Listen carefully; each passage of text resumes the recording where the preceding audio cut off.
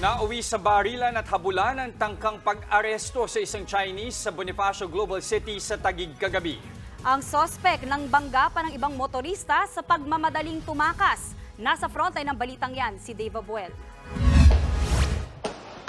Sunod-sunod na putok ng baril ang dinig sa viral video na ito nakuha sa Bonifacio Global City sa Taguig kagabi.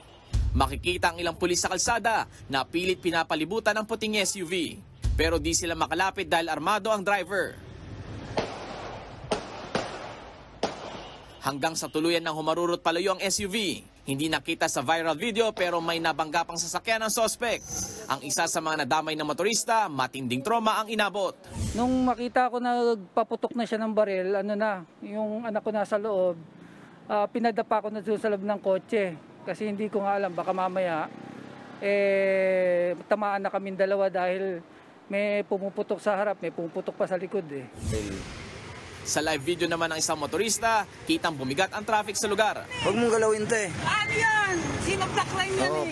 Nagkalat pa sa daan ang mga baso ng bala at parte ng mga nabanggang sasakyan. Ito, baso ng bala oh.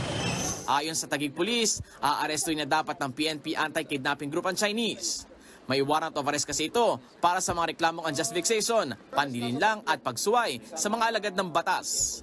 Upon serving yung warrant nang sineserve na dun sa tao, tumakbo na yung ating suspect. Then from there nagkameron ng confrontation, armed confrontation, nagkameron ng konting chase, nagkabarilan. Dito na humingi ng tulong ang PNP AKG sa Taguig Police. Mula sa sentro ng BGC, umabot ang habulan at barilan hanggang sa 31st Street. Pero di inasahan ng sospek na sarado pala ang kalsada. Dito sa bahaging ito ng BGC, nasukol ng mga pulis itong Chinese national. Hindi bababa sa 3 sasakyan ang kanyang nabangga hanggang tuluyan siyang napahinto ng mga pulis. Nang ma-corner, pinababa ng mga pulis ang sospek mula sa SUV at pinusasan. Sunod na dinala sa ospital ang sospek matapos magtamo ng tama ng bala sa likuran. Wala namang nasaktan sa hanay ng mga pulis. Nabawi mula sa sospek ang baril at sasakyan na bogus pala ang plaka. Unang-una, hindi pwedeng magka-license sa atin dito yung mga foreigner.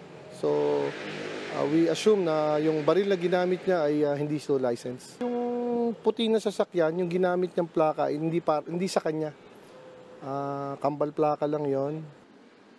Patuloy na inoobserbahan sa ospital ang Chinese na sospek. Nagbabalita mula sa frontline, Dave Abuel, News 5. Mga kapatid, Jess De Los Santos po, huwag magpahuli sa mga umaaksyong balita at napapanahong issue sa bansa.